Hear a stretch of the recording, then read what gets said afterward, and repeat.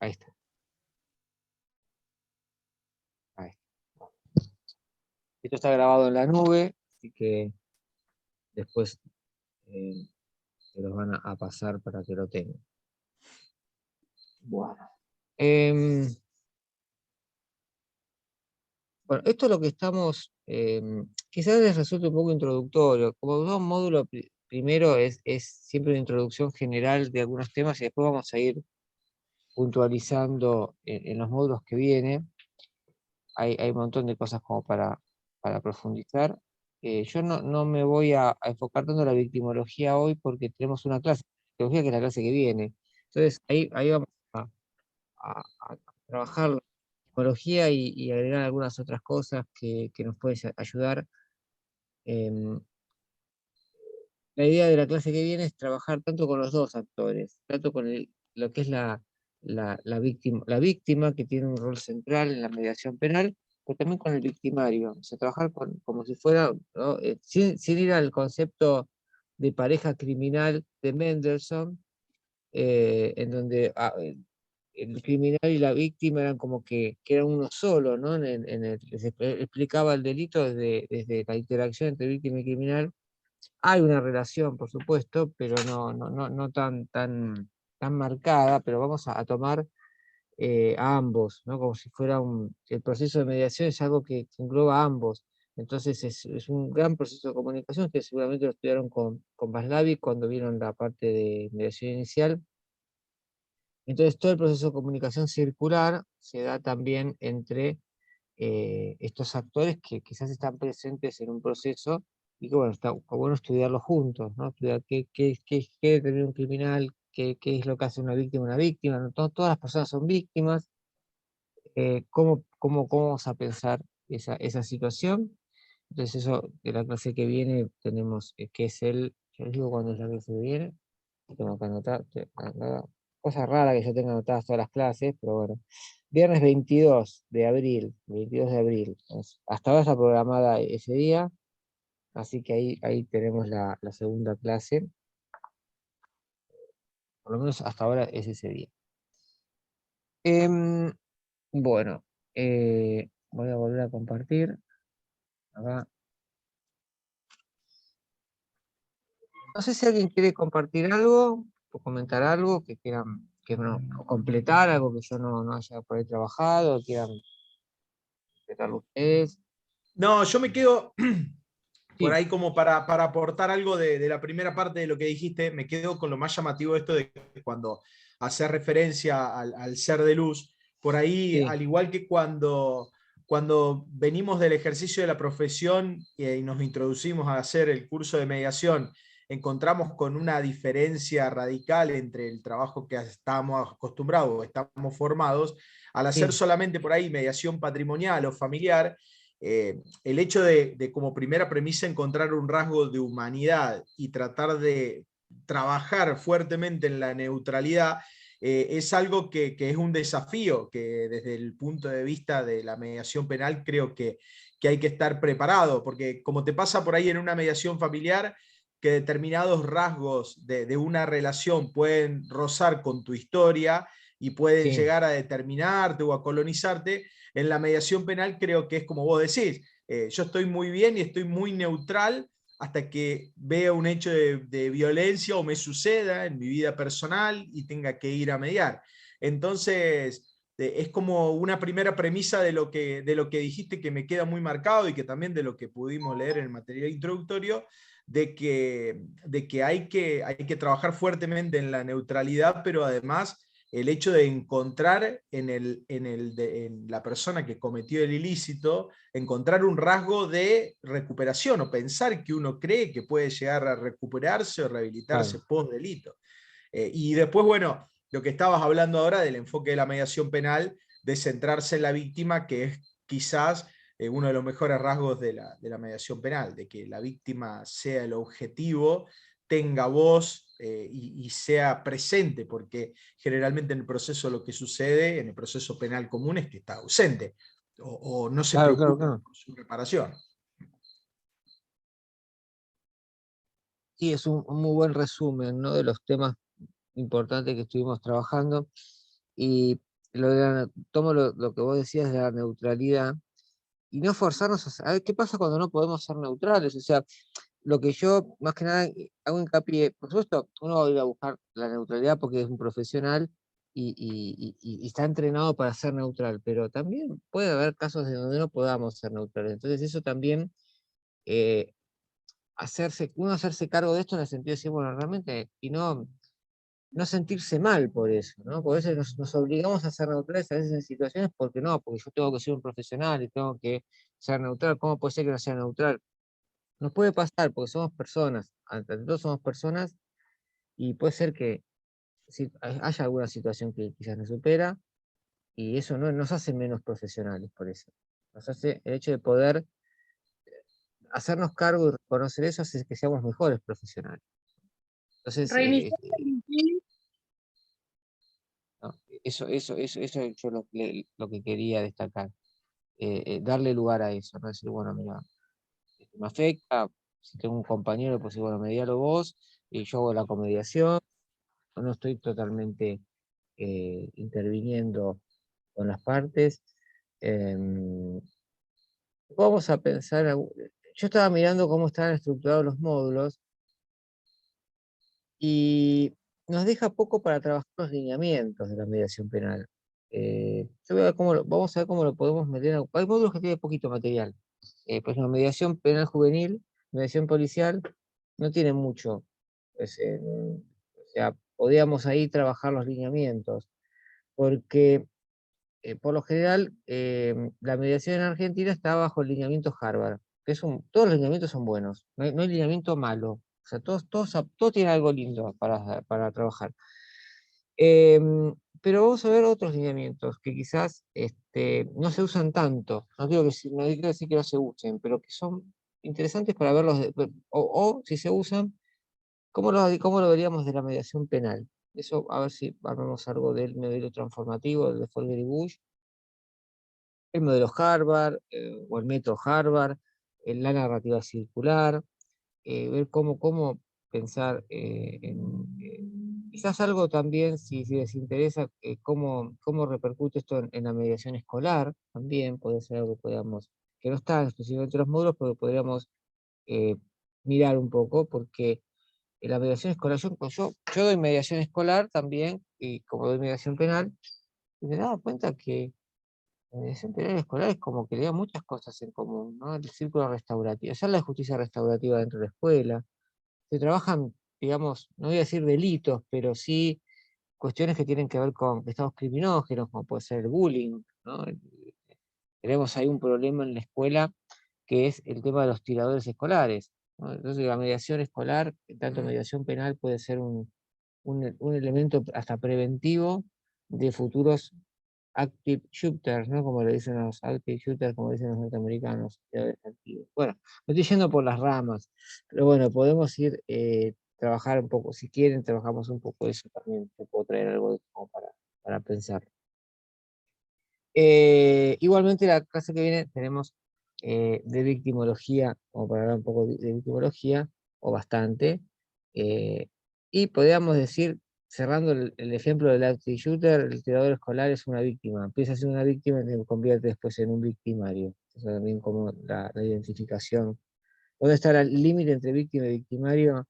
También, sin irnos a una víctima dogmática extrema, lo podríamos pensar, después vemos hasta dónde lo aplicamos. Em, yo venía prometiendo trabajar las tres tipos de justicia, estábamos trabajando la justicia punitiva, habíamos hecho un poquito de base en Hobbes, en el contractualismo, un poco en la historia, en esta tradición filosófica de pensar el Estado, incluso hasta desde la influencia de Max Weber, como de la dominación racional, y veníamos con toda esa explicación. Y volvemos nuevamente al concepto del delito como una infracción a la norma. Esos son como, digamos, temas que van apareciendo constantemente, ¿no? Lo punitivo del delito es una infracción, el delito es una infracción a la norma, se transforma en una infracción a la norma y la norma surge del soberano.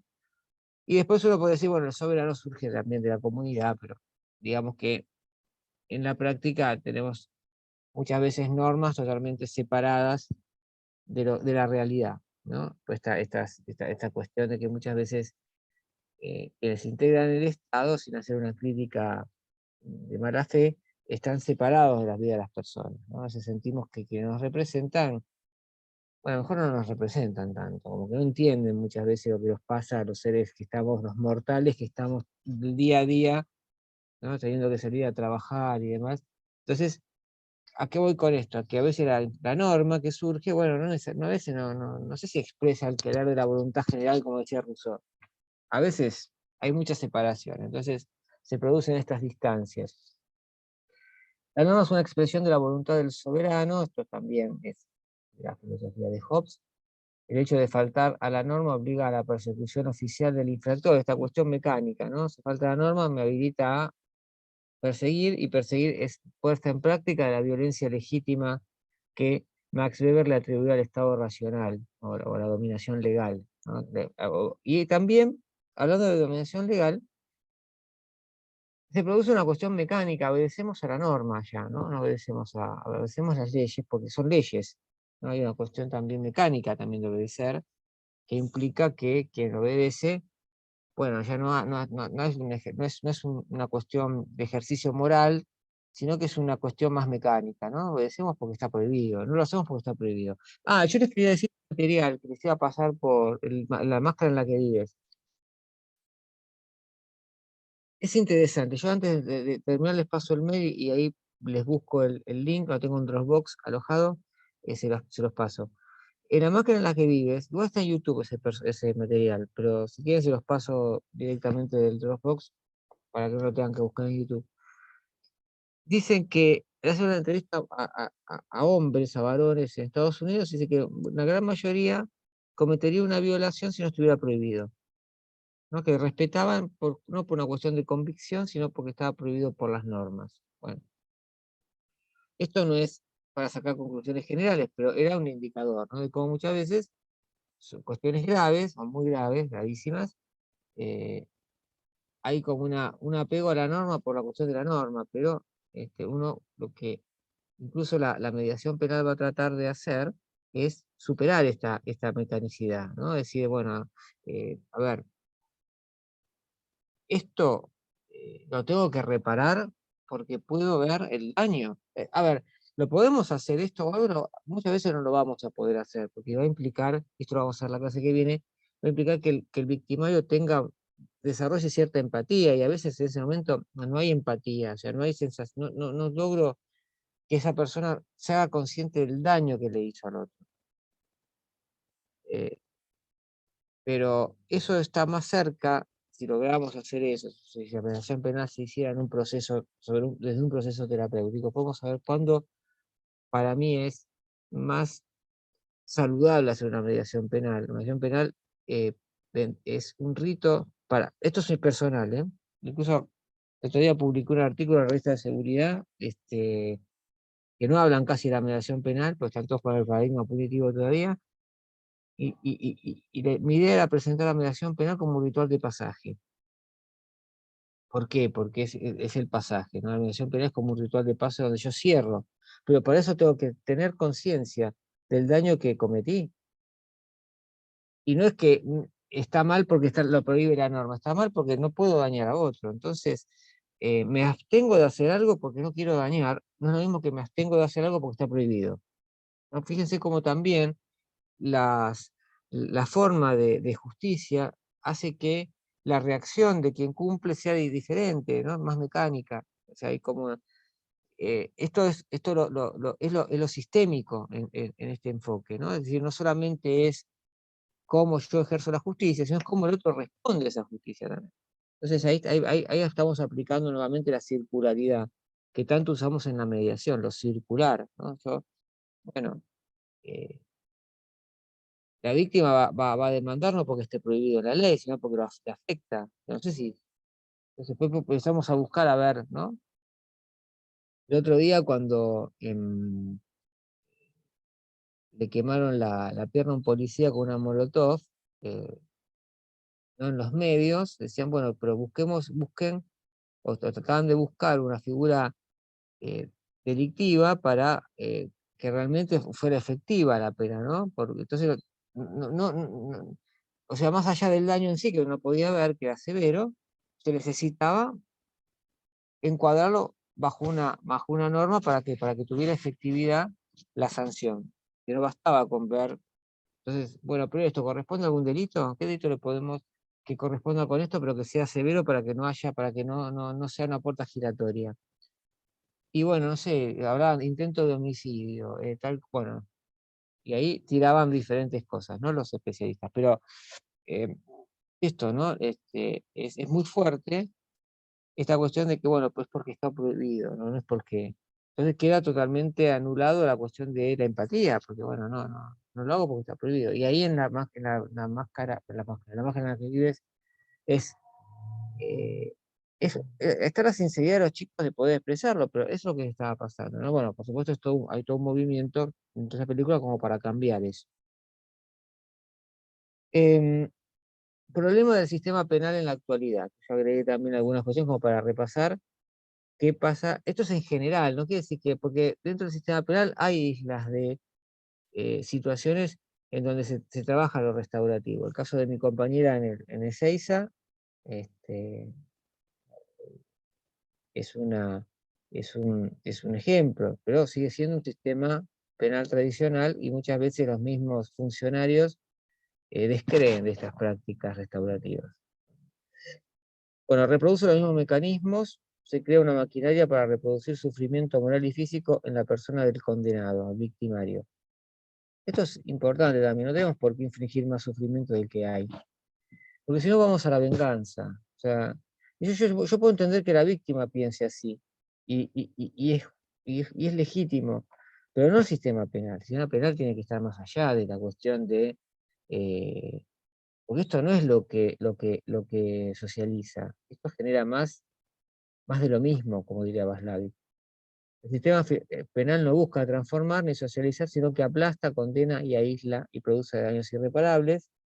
Esto no quiere decir que hay que soltar a todos los presos, como se piensa, como se ha hecho en algunos casos, sino que quiere decir que hay que modificar el sistema penal. Em, el que se convierte en un factor criminógeno en sí mismo es el sistema penal. ¿Por qué? Porque crea delincuentes. Es decir, un delincuente entra por un delito menor y sale siendo de una experiencia criminal, y eso como sociedad no nos conviene. Eso lo vieron los utilitaristas. No me conviene a mí como sociedad que esto suceda. Refuerza los apegos. Esto vamos a hablar, si quieren, después de los apegos inseguros y desorganizados, porque la base de la conducta criminal está en estos apegos inseguros y desorganizados, que afectan el aquí y ahora de la persona. O sea, no es que vamos a hacer historiografía de la gente, pero el proceso psicodinámico de una persona explica o me permite saber, entender qué sucede ahora, porque lo está afectando ahora. Es criminal ahora, pero lo que lo hace un criminal ahora tiene que ver con lo que acarrea sin resolver esos apegos inseguros y desorganizados, y los tiene que resolver ahora. Producen traumas que impactan la conducta criminal. Yo tengo una clase preparada sobre esta cuestión que podemos ver también, que no está específicamente en los módulos, pero podríamos ponerlo dentro del módulo de violencia familiar. Más que nada, primero porque ustedes ya conocen mucho de familia, porque hicieron familia, podríamos tomarnos quizás, tenemos el lujo de poder quizás profundizar otras cosas y aprovechar lo que ustedes ya vienen recorriendo con el tema de familia. Provoca estigmatización social, no me salía la palabra, estigmatización social, porque el victimario habrá cumplido su pena, pero para la sociedad seguirá siendo etiquetado como desviado. Estos son cuestiones de etiquetamiento social. Hay toda una corriente del etiquetamiento en la criminología, ¿no? De eso de ponerle etiquetas a la gente. El hecho de ver al ser humano desde su esencia implica no etiquetar, ¿no? Una persona, y esta cuestión situacional, hoy es un criminal, hoy está siendo un criminal, pero mañana puede no serlo. O sea, la criminalidad es una cuestión situacional también.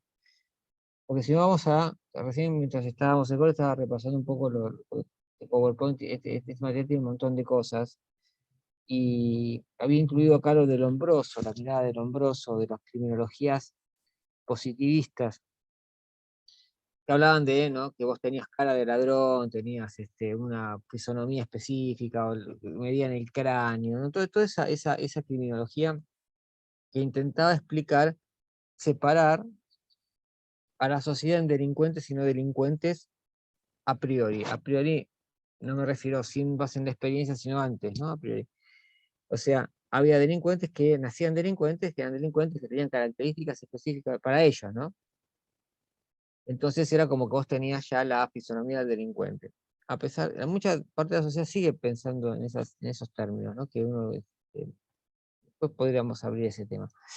Em, entonces, eso implica que en alguien que nace no puede, no hay posibilidad de resocialización, porque si yo ya tengo mi estructura genética y al estilo de Lombroso, que hablaba se transmitía genéticamente, siempre en estas cosas algo de verdad hay, no es que es del todo falso lo que dicen ellos, pero las conclusiones quizás son desacertadas en algunos casos, porque eso implica repensar, ¿a qué llama la conclusión? A que existe un delincuente nato, ¿no? El delincuente ya que viene de la cuna, que viene de antes. Y eso no es así. Los delincuentes tienen que ver, un bebé termina siendo delincuente por las experiencias de apego.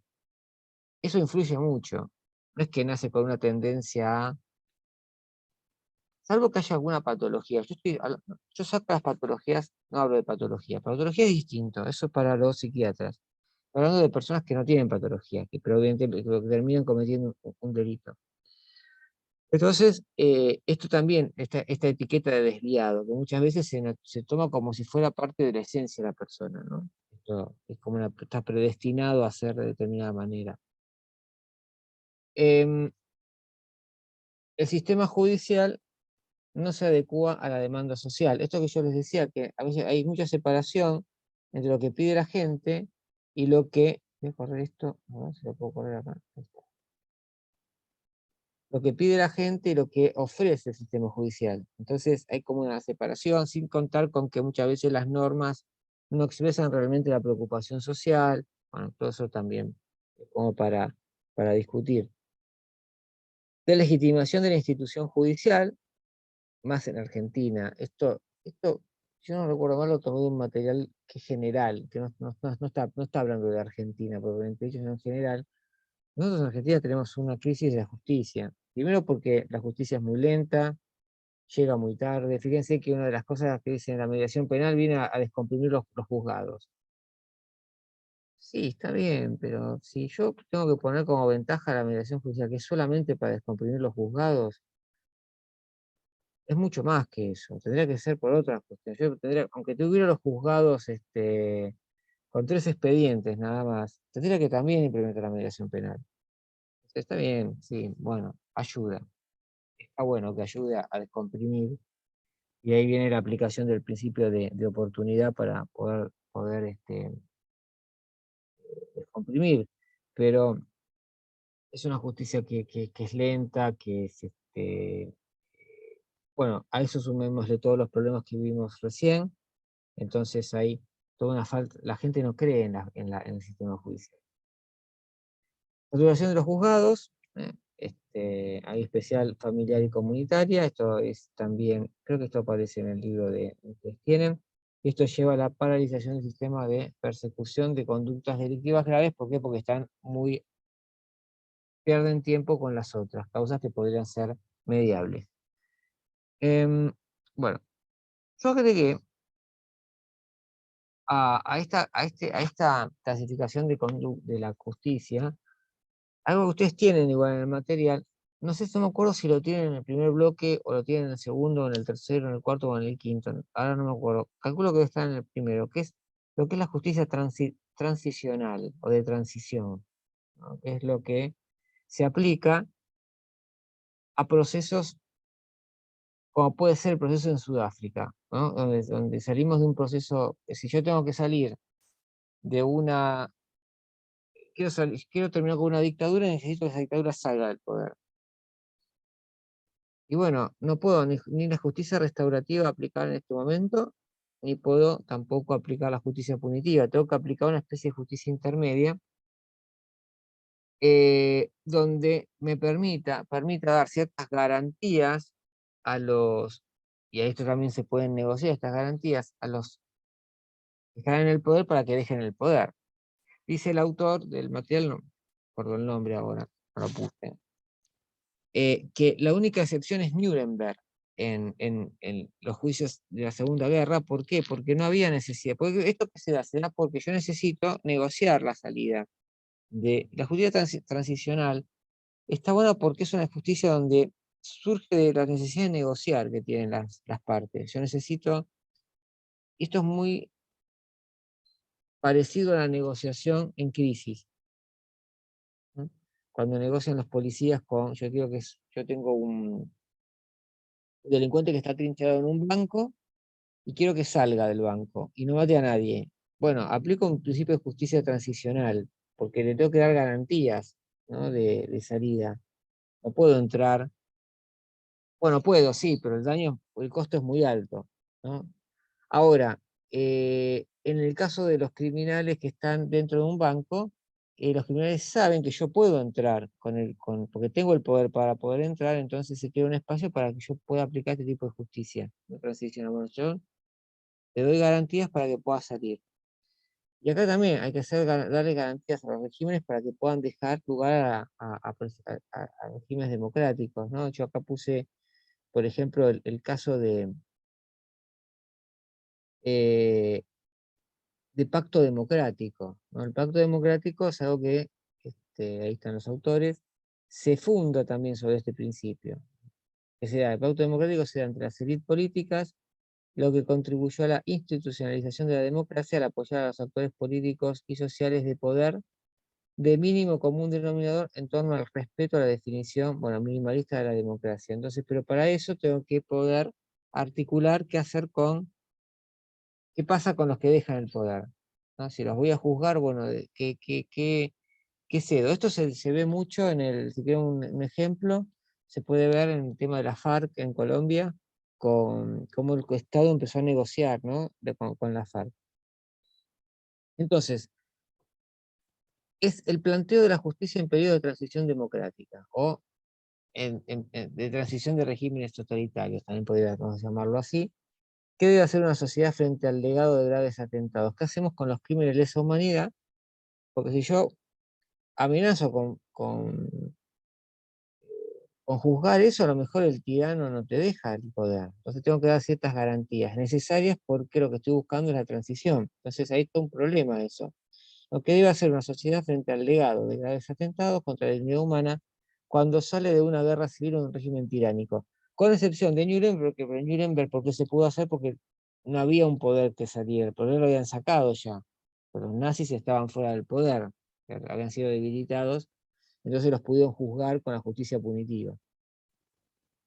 Preguntas que se hace el texto. ¿Se debe castigar a los responsables? ¿Se debe prometer castigar a los responsables? ¿Se debe olvidar esos atropellos, favorecer la reconciliación? ¿Qué hacemos con eso, no? Entonces dice que la justicia como exigencia que cualifica de manera importante los procesos transicionales y a la vez se encuentra determinada por esos procesos. Porque por un lado, o sea, acá buscamos el bien mayor en realidad. Entonces, también, ¿no? Dar un paso hacia atrás para darlos hacia adelante, como decían eh, nuestros amigos, los utilitaristas, eh, en este sentido.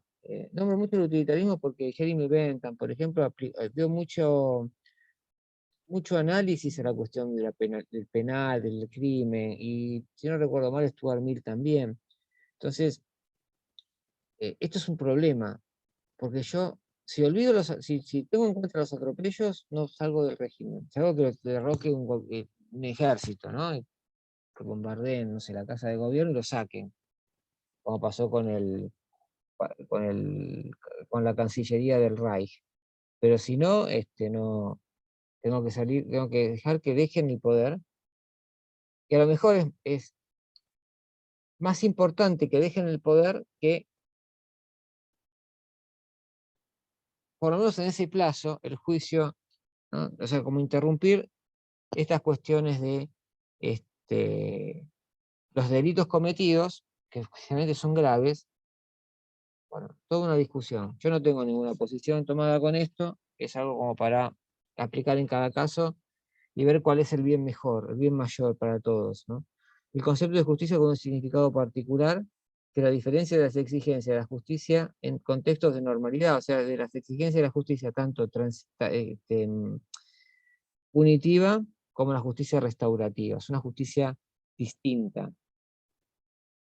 Entonces, algunas cosas para tener en cuenta. Los procesos transicionales mediante los cuales se lleva a cabo transformaciones radicales de orden social y política, es decir, no es para cualquier cosa, sino tiene que ser casos extremos de dictaduras extremas, que la única forma de que salgan sin derramamiento de sangre es concediendo, haciendo ciertas concesiones. Después verá cada estado, cada situación. Esto, por supuesto, es a nivel de los diferentes grupos políticos que ceden y que no ceden. El objetivo de la justicia transitativa es equilibrar las exigencias contrapuestas de paz y justicia. Esto se hizo en Sudáfrica, ¿no? Y ahí después se empezó a aplicar la justicia restaurativa, en el caso sudafricano. Tiene casos muy interesantes de cómo las víctimas ayudaron a la restauración. Negociaciones políticas entre los diferentes actores, lograr acuerdos mutuamente satisfactorios para las partes, como para que éstas decidan aceptar la transición. Es un espacio de negociación plena, eso es muy interesante para que les guste la negociación, porque acá es un espacio de mediación también, pero distinta a la mediación penal que estamos viendo, porque la mediación penal se basa sobre una justicia restaurativa, y acá nos avanzamos sobre otro tipo de justicia. Entonces, hasta podríamos decir que es un estilo de mediación, yo no diría penal, pero sí de mediación diferente, que involucra temas penales. Porque acá las víctimas y los victimarios negocian y hay una especie de mezcla, ¿no? Parece una negociación más al estilo Harvard, en donde hay un plano de igualdad, porque no somos ni restaurativos ni punitivos, pero sobre una base de sacar a un grupo tiránico o autoritario para poner un proceso democrático. Para que se vayan tengo que darle garantías, o sea, es todo un problema. Las negociaciones, a su vez, se ven contrastadas con procesos que se ven regidos por exigencias jurídicas de justicias impuestas, desde el plano internacional, claro, porque a lo mejor desde el plano internacional están presionando a ese país para que tome medidas punitivas, ¿no? Al estilo de Nuremberg, a lo mejor. Individualizar el castigo. Por eso quizás sea en otro contexto, ¿no? Porque claro, implica que quizás este tipo de negociaciones deje impunes ciertos delitos. ¿Qué hacemos con esos delitos? O sea, tiene que ser una situación muy extrema para que podamos negociar. En realidad, yo lo pondría como una especie de negociación policial, mediación penal, porque acá por un lado tenemos mucho de la negociación policial con toma de rehenes, porque tengo como rehén al pueblo, porque tengo el poder y yo quiero sacar a esa gente del poder. Y mediación penal, porque estamos mediando temas que tienen que ver con delitos cometidos y delitos graves, ¿no? Eh, no sé, podemos por un caso, ¿qué pasaría si quisiéramos que el caso de la guerra, me voy a jugar a un ejemplo concreto contemporáneo, la guerra con Ucrania, la invasión de Ucrania, si quisiéramos que Putin saliera, quizás habría que aplicar un concepto de justicia parecido a este, pero la comunidad internacional no sé si lo vería con buenos ojos, porque eh, hay toda una acusación de crímenes de guerra contra un líder que no deja el poder, o que tiene posibilidades de no dejar el poder, porque tiene poder para tener ese poder, ¿no? Valga la redundancia, juego de palabras. Entonces ahí cómo negociamos la salida de una persona. Entonces es muy, muy complejo, pero no lo vamos a resolver en esta clase porque es un tema más bien colateral, pero yo quería presentarlo porque también involucraba grandes procesos de negociación a nivel de los grupos políticos, de los grupos dentro de un Estado, que es interesante quizás para pensar. Bueno, y nos queda, pero tengo justo, nos quedan 20 minutos más o menos para, para ver lo que es la justicia restaurativa, que es lo que más nos interesa, porque sobre esos pilares vamos a trabajar. Para dar una definición, a mí no me gusta leer muchas definiciones en clase, pero bueno, leamos algunas como para ir de ahí armando algo. La justicia restaurativa es un proceso dirigido a involucrar, dentro de lo posible, ¿no?, a todos los que tengan interés en una ofensa particular e identificar y atender colectivamente los daños, necesidades y obligaciones derivados de esa ofensa, con el propósito de sanar, enmendar los daños de la mejor manera posible. Es muy ambiciosa esta definición, ¿no?, de justicia restaurativa. Tiene el objetivo de hacer muchas cosas. Y hay un elemento importante, interesante acá. A ver, que a mí me parece que es interesante, no sé qué pensarán ustedes, lo colectivo, la cuestión colectiva, esa cuestión colectivista de la justicia restaurativa. Más allá de que eh, habla de sanar, ¿no?, y de enmendar, ¿no?, o sea, de restaurar, porque si decimos restaurar estamos definiendo con la misma palabra lo no de sanar. Lo colectivo, entonces, los modelos de la justicia restaurativa surgen de lo comunitario. Lo comunitario es un valor importante. Entonces volvemos, yo les decía que la justicia restaurativa era una justicia muy antigua, ¿no? Uno podría ir incluso a las primeras comunidades, es decir, primeras comunidades cristianas, como si estuviera dando teología, primeras comunidades humanas. Em, yo les comentaba el libro de William Ury, ¿no? Alcanzar la paz. Después, si a alguien le interesa, y me dicen y se los paso. Antes que cortemos el Zoom, si alguien quiere el libro, se los puedo pasar. Em, Alcanzar la paz, él dice, lo voy a hacer cortito porque no tengo mucho tiempo. Para alcanzar la paz, él dice, bueno, hoy estamos en un modelo competitivo, yendo hacia un modelo cada vez más asociativo. Competitivo es porque competimos por los recursos. Es decir, ese modelo competitivo aparece en la historia de la humanidad fuertemente en el Neolítico, en la Revolución Neolítica. ¿No? Esa Revolución Neolítica, ¿por qué es una revolución? Algunos hablan revolución es una mirada, por supuesto, marxista, es de la historiografía marxista que a todo le ponía revolución, a cada hecho significativo. Pero más allá de eso, que son detalles, es un hecho revolucionario porque cambia la manera de producir, en el sentido de ahí lo marxista de la revolución, en el sentido de que es que domesticamos animales y empezamos a producir alimentos, lo cual implica que el rol de la tierra era algo muy importante como bien de producción. Entonces, la competencia por la tierra hizo que aparecieran estas sociedades competitivas, de ahí apareció el patriarcado, la familia patriarcal, los primeros estados arcaicos, etcétera, etcétera, y estos sistemas de justicia que están muy cerca de la justicia punitiva. Anterior a eso, en el Paleolítico, las organizaciones humanas, que eran pequeños grupos de cazadores y recolectores, vivían bajo un modelo asociativo. Es decir, el ser humano tiene, en el 99% de la historia humana, vivimos bajo modelos asociativos, donde nos asociábamos y donde colaborábamos, porque teníamos que sobrevivir. No hubiéramos llegado hasta el 2021 si no hubiéramos sido asociativos en el principio de la historia. Entonces, todo lo que es, o sea, si la historia es 100, 99 de esa historia es toda la época paleolítica.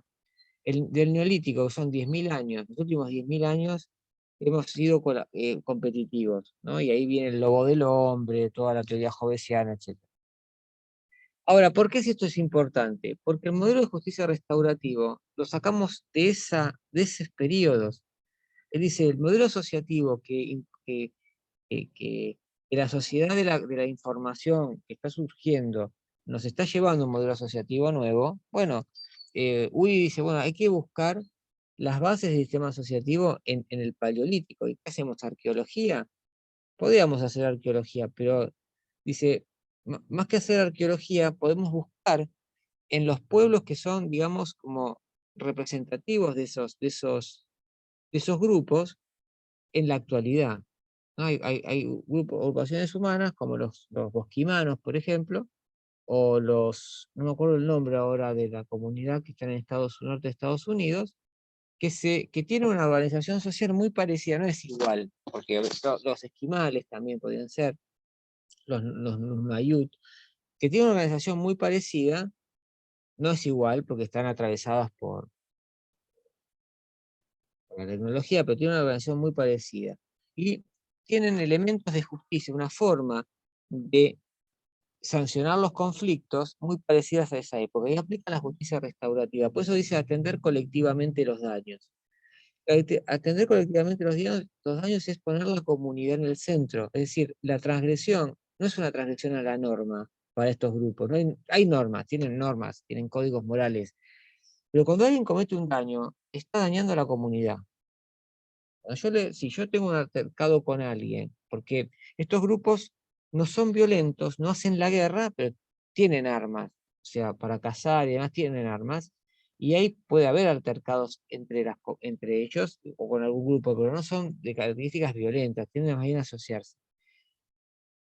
Entonces, cuando alguien lastima a otra persona dentro del grupo, la está lastimando a la comunidad.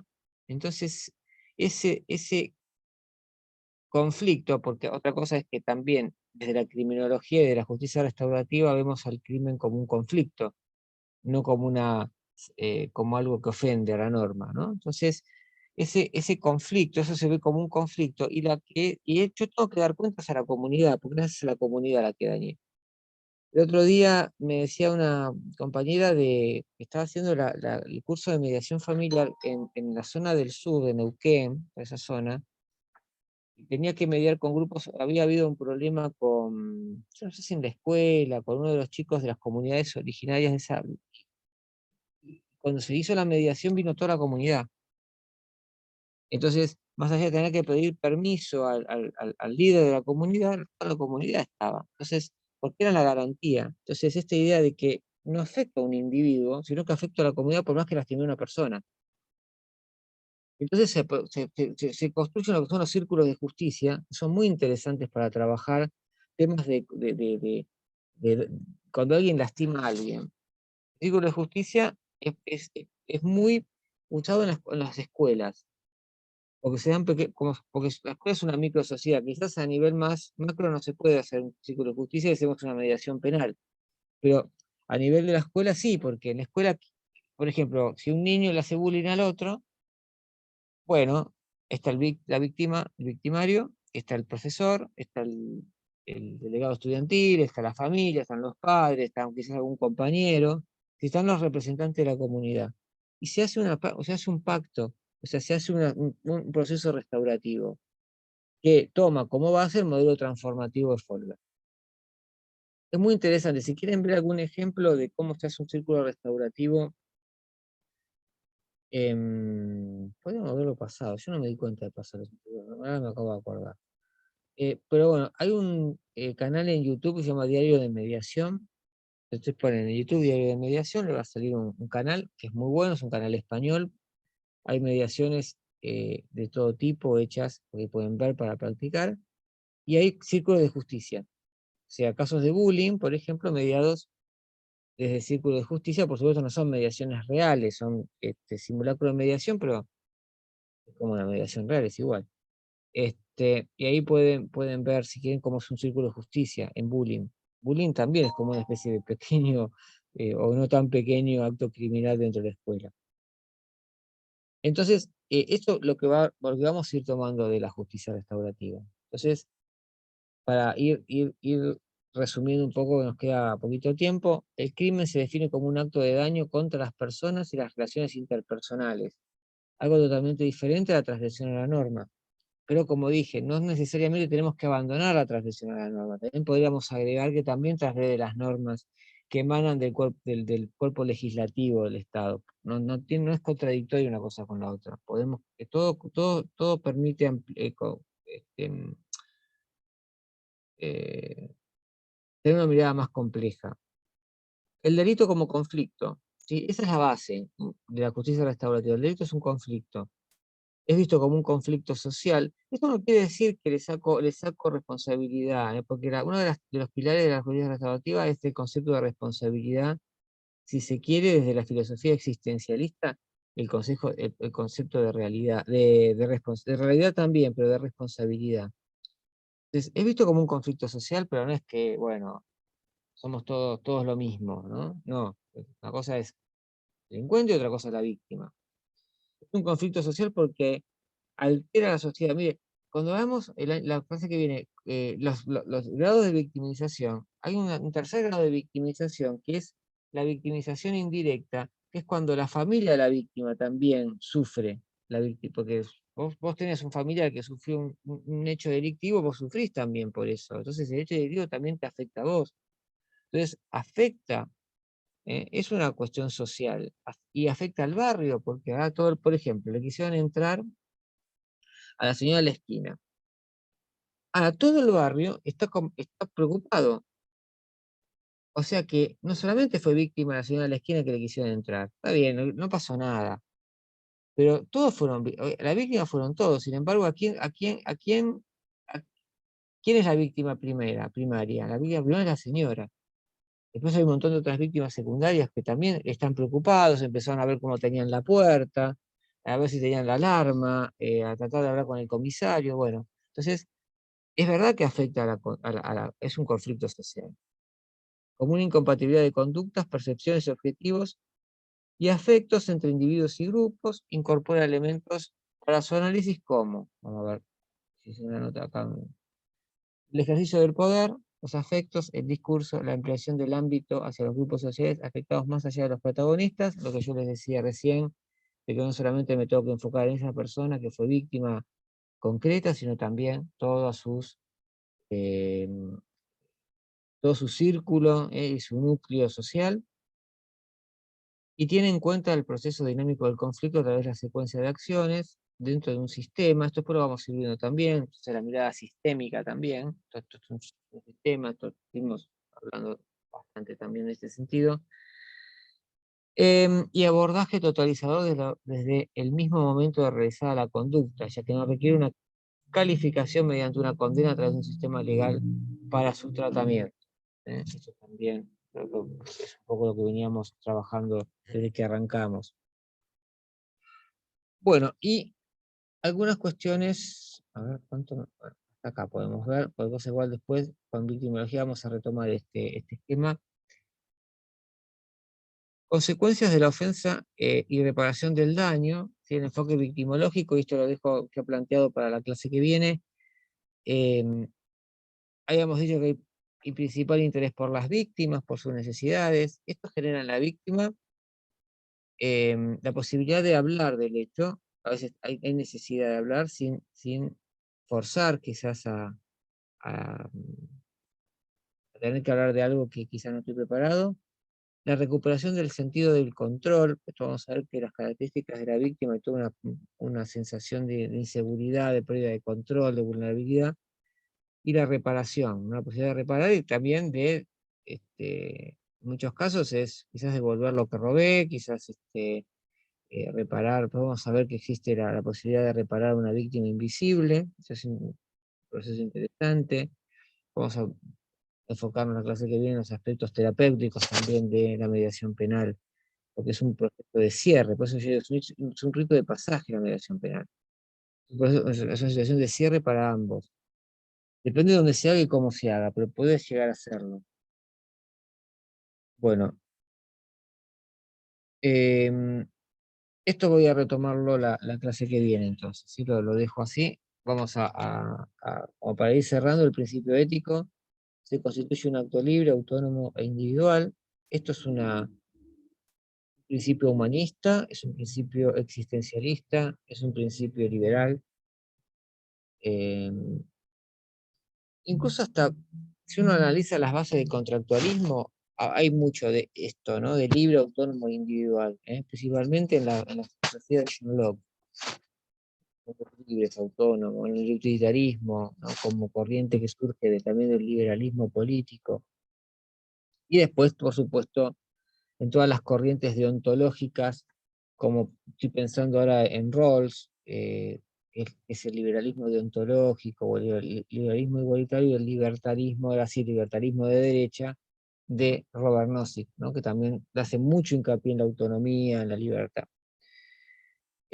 Al que se le agregan las circunstancias en las que se produjo el conflicto, la dimensión del conflicto y la identificación que quienes integran cada unidad del conflicto. Esto vamos a ver después, esto vamos a ver cuando vemos y pensemos los tipos de víctima que pueden haber, ¿no? Qué tipo cómo se conflicto y cómo la víctima. Y cómo la víctima, por supuesto que la víctima contribuye, pero no quiere decir que sea culpable. Una cosa es contribuir a algo y otra cosa es ser culpable y recargar la culpa en la víctima y exonerar al delincuente, cosa que es algo impensable, pero que se hace muchas veces. La comunidad debe participar activamente, ¿eh? Por eso, como vamos a ver que cuando hablemos de víctima invisible, la reparación muchas veces, al no haber una víctima, puede ser la reparación hacia la comunidad. Esto también permite al victimario compensar y cerrar y mejorar. Puede ser también parte de la terapia, ¿no? Ya termina, ¿no? Ya termina. Bien, acá terminamos. ¿Dónde estoy? Bueno, esto es un cuadrito que hay sobre lo que es cómo ve una cosa el delito, así que lo podemos leer, y ahí sí con esto cierro. El delito es visto desde la justicia punitiva, también llamada justicia retributiva, podemos usar cualquiera de los términos, infracción a la norma, mientras que el delito lo ve la justicia restaurativa como un conflicto entre las personas, conflicto que también pues, puede constituir o no una infracción a la norma, ¿sí? No quiere decir que uno sea falso y otro sea verdadero. La responsabilidad para la justicia punitiva es individual, es el delincuente, ¿no? En la justicia restaurativa, la comunidad también responde por el delincuente, así como responde para la víctima, es parte del mismo conflicto. El control lo ejerce el sistema penal, o lo ejerce la ley, ¿no? El Estado. El sistema penal, el juez me manda a la policía a mi casa y me detienen. El otro es la comunidad, la sanción social. ¿Mm? Los protagonistas es el infractor y el Estado, pero el infractor acá es deshumanizado, el Estado. Mientras que las protagonistas en el restaurativo es la víctima y el ofensor humanizados, ambos. ¿Mm?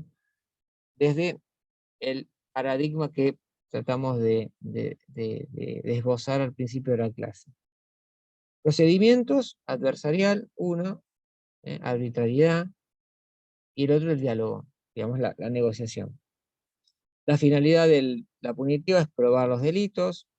Esto es una cuestión, a veces cuando los letrados que estudian mediación se ponen ahí, ¿no? Tratar de probar, de buscar pruebas no, la mediación no busca pruebas, sino ponerse de acuerdo, ¿no? Probar, establecer culpas y aplicar castigos, ¿no? Este es eh, mientras que la justicia restaurativa busca resolver los conflictos, asumir la responsabilidad y reparar el daño. Estos temas que después lo vamos a ir desplegando.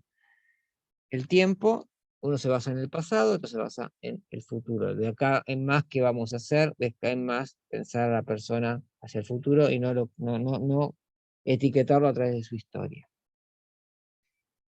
Bueno, vamos a dejar acá. Antes que me olvide, voy a empezar acá voy a dejar mi mail por cualquier cosa que necesiten algún texto, lo tengo disponible, se los paso, o algún resumen que me haya olvidado de darles, y después uno se acuerda que uno le pedí el resumen. O cualquier cosa que necesiten me pueden contactar acá. A ver, juanmanueliglesias74@gmail.com. Este es mi mail, así que bueno.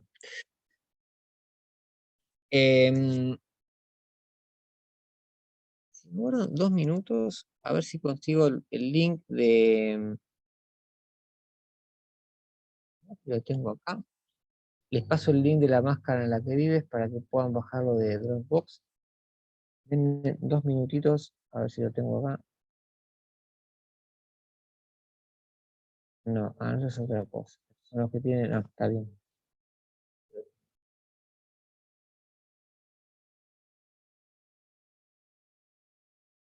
Si no se los busco y se los paso por mail después, no hay problema. Pero no tengo mano ahora. Nada más para las que vivo. Tengo la película, pero no sé si las voy a poder pasar. No, porque tiene 278 megas, no se las puedo pasar por acá. Tengo el link, una carpeta más. Si no se los paso mañana, les paso el link. Si no, cualquier cosa. ¿La máscara en la que vive se llama? Sí, sí, sí.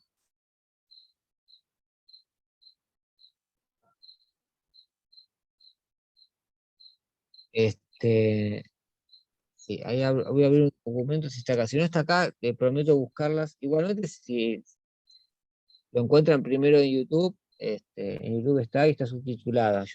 Lo tengo todo, yo lo bajé porque a veces en YouTube después sacan las cosas para trabajar.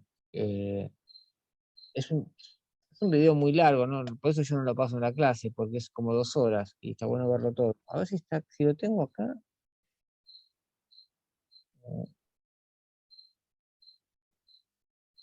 No. Bueno, se los voy a pasar igual después.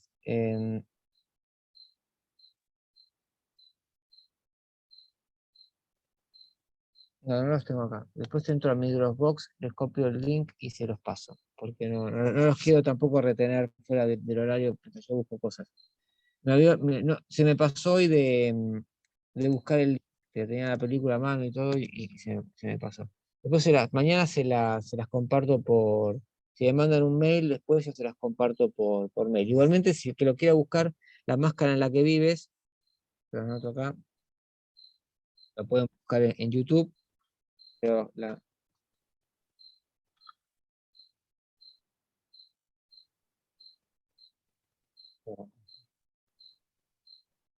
en la que vives. Está Sí, acá hay interesante. un documental que es de 55 minutos, que Sí, dice, él lleva puesto una máscara y su rostro se ajusta para adaptarse a ello. Arranca con una frase así. El primer recuerdo que tengo es bajar. ¿Puede ser? puede ser que sea ese, sí, puede ser. Sí, es un documental de 55 minutos, está en español, por lo menos como me saltó acá en los Ah, títulos preliminares. puede ser que sea ese, ahora tendría que verlo, pero que haya otro con otro nombre.